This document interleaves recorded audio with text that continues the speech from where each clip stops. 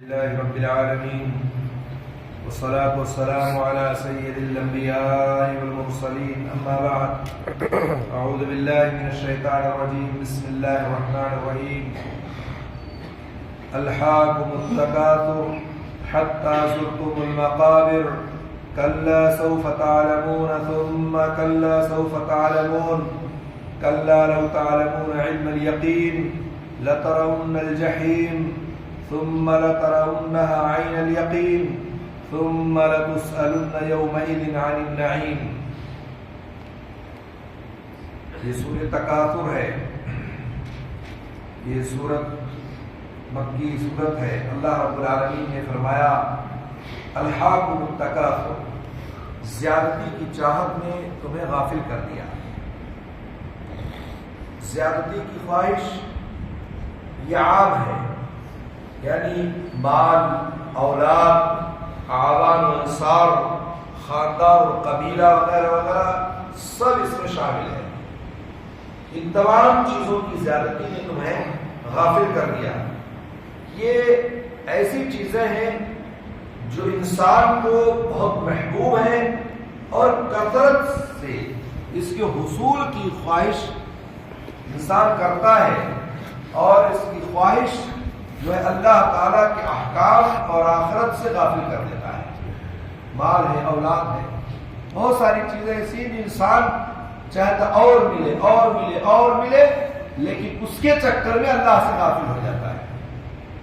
یہاں اللہ تعالیٰ انسان کی اسی کمزوری کو بیان کر رہا ہے جس میں انسانوں کی اکثریت ہر دور میں مبتلا رہی ہے. تو ایسا نہیں ہے کہ صرف اسی دور میں، ہر دور میں یہ معاملہ رہا ہے. اللہ رب العالمین نے اسی کی طرف اشارہ کیا، کہا کہ زیادتی کی چاہت نے تمہیں غافل کر دیا ہے. حتی زرتم المقابر، یہاں تک کہ تم قبرستان جا پہنچے. یعنی اس کا مطلب یہ ہے کہ حصول کثرت کے لیے محنت کرتے کرتے کرتے تمہیں موت آ گئی اور تم قبروں میں جا پہنچے. یہ صورتحال پیدا ہو گئی. اللہ تعالیٰ نے آگے فرمایا کلا سوف تعلمون، ہرگز نہیں تم قریب معلوم کر لو گے. یعنی تم جس تکاثر اور جس تفاخر میں ہو یہ صحیح نہیں ہے کہ اور مل جائے اور بڑھ جائے اور زیادہ ہو جائے. یہ تمہارے لیے بہتر بات نہیں ہے، اچھی بات نہیں ہے. کہ ہرگز نہیں، تمہیں قریب معلوم ہو جائے گا، معلوم کر لو گے تم. ثم کلا سوف تعلمون، ہرگز نہیں پھر تمہیں جلد معلوم ہو جائے گا. یعنی اس کا انجام قریب تم دیکھ لو گے، تم جان لو گے. اللہ نے بطور تاکید 2 مرتبہ فرمایا کہ بہت جلد تمہیں پتہ چل جائے گا اور قریب تم جان جاؤ گے. کلا لو تعلمون علم الیقین، ہرگز نہیں اگر تم یقینی طور پر جان لو. یعنی اس کا جواب محذوف ہے. ہاں مطلب ہے کہ اگر تم اس غفلت کا انجام اس طرح یقینی طور پر جان لو جس طرح دنیا کی کسی دیکھی حالی چیز کا تمہیں یقین ہوتا ہے، تو تم یقیناً اس تکاثر و تفاخر میں، اس بڑھوتری کے لیے، اس اضافے کے لیے کبھی اس چیزوں میں تم مبتلا نہیں ہوگے. اگر تم جان لو، یقینی طور پر دیکھ لو. ایک چیز ہوتا ہے انسان دیکھتا ہے کہ یہ میں نے کمایا ہے، یہ مجھے حاصل ہو جائے، یہ میں پا جاؤں. ایک چیز نظر آ رہی ہے اور ایک چیز نظر نہیں آتی ہے کہ مرنے کے بعد کیا ہوگا. جیسے جنت نہیں نظر آ رہی، جہنم نظر نہیں آ رہی ہے. جیسے مرنے کے بعد والے مسائل نظر نہیں آ رہے، عالم برزخ کی زندگی نظر نہیں آ رہی ہے. آپ کو پتہ نہیں کیا ہونے والا ہے آخر میں، لیکن آپ کا اس پر ایمان ہے. لیکن ایمان ہونے کے باوجود بھی آپ اس سے غافل ہیں، آپ اس سے دور ہیں، آپ کا ایمان کمزور ہو چکا ہے. اللہ نے کہا اگر تم یقینی طور پر اسے جان لو تو کبھی تم غفلت کے شکار نہیں ہوگے اور کبھی تم اس طرح بڑھوتری کے شکار نہیں ہوگے اور تکاثر و تفاخر میں مبتلا نہیں ہوگے. اور فرمایا لَتَرَوْنَ الْجَحِيمَ، تو بے شک تم جہنم دیکھ لو گے.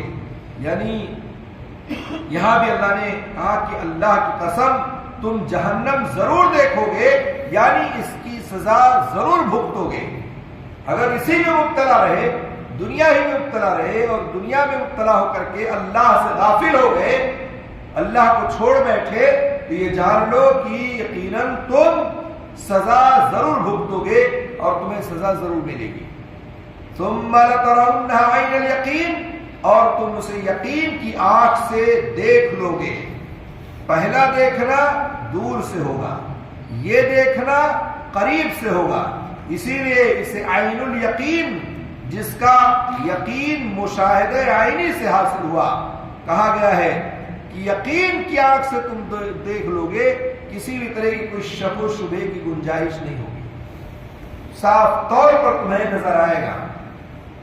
اور آخری آیت میں اللہ تعالیٰ نے فرمایا ثم لتسألن یومئذ عن النعیم، پھر اس دن تم سے ضرور بھی ضرور نعمتوں کا سوال ہوگا۔ یہ سوال ان نعمتوں کے بارے میں ہوگا جو اللہ نے دنیا میں عطا کی ہو۔ اب آپ تصور کریں کہ دنیا میں اللہ نے کتنی نعمتیں دی ہیں، صبح سے لے کے شام تک، سو کر اٹھنے سے لے کر کے سونے تک، جاگنے تک، کتنی نعمتیں انسان اللہ رب العالمین کی دی ہوئی نعمتوں کا استعمال کرتا ہے۔ ان تمام نعمتوں کے بارے میں اللہ تعالیٰ نے کہا کہ تم سے سوال کیا جائے گا، پوچھا جائے گا، جو اللہ نے دنیا میں عطا کی ہے، جیسے انسانی جسم میں کا آنکھ ہے، کان ہے، دل ہے، دماغ ہے، اسی طرح سے امن و امان ہے، صحت ہے، تندرستی ہے، مال ہے، دولت ہے، اولاد وغیرہ ہے، اور اللہ کی بے شمار نعمتیں جو ہم استعمال کرتے ہیں، ان تمام نعمتوں کے بارے میں اللہ تعالیٰ کے ہاں سوال ہوگا اور پوچھا جائے گا۔ اور یہ سوال صرف کافروں سے ہوگا، بعض کہتے ہیں ہر ایک سے ہوگا، کافر ہو، مشرک ہو، مومن ہو، کیونکہ محض سوال مستلزم عذاب نہیں ہے۔ جنہوں نے ان نعمتوں کا استعمال اللہ کی ہدایت کے مطابق کیا ہوگا، وہ سوال کے باوجود عذاب سے محفوظ رہیں گے۔ اگر اللہ کی دی ہوئی نعمت کو اللہ کی ہدایت کے مطابق استعمال کیا ہو، اللہ نے جیسا جیسا کہا ویسے ویسے استعمال کیا ہے، تو سوال کے باوجود وہ اللہ کے عذاب سے محفوظ رہیں گے۔ اور جنہوں نے کفران نعمت کا ارتکاب کیا، اللہ نے بہت ساری نعمتیں دی لیکن اس پر ناشکری ادا کی انہوں نے، اور اس کے مطابق اللہ کے مطابق بتائے ہوئے طریقے کے مطابق اس کا استعمال نہیں کیا، تو وہ دھر لیے جائیں گے، پکڑ لیے جائیں گے۔ بعض لوگ مفسرین نے لکھا کہ اللہ کے رسول صلی اللہ علیہ وسلم کے زمانے میں یہ آیت اتری، صحابہ کرام مخاطب تھے، کیا کھاتے تھے وہ، کیا پیتے تھے، کیا پہنتے تھے، کھجور کھاتے تھے، اونٹنی کا دودھ پیتے تھے، پھٹے پرانے کپڑے پہنتے تھے، اور مخاطب وہی تھے کہ تم سے تمہاری نعمتوں کے بارے میں سوال کیا جائے گا۔ آج آپ اپنے بارے میں سوچیں، بہترین کھاتے ہیں، بہترین پہنتے ہیں، بہترین مکان ہے، گھر ہے، گاڑی ہے، گھوڑا ہے، نوکری ہے، چاکری ہے، صحت ہے، تندرستی ہے، وہاں کھجور اور اونٹنی کا دودھ سامنے تھا، ان سے اللہ نے مخاطب ہو کر کے کہا تم سے ضرور بھی ضرور نعمتوں کا مشاہدہ کیا جو ہے سوال کیا جائے گا۔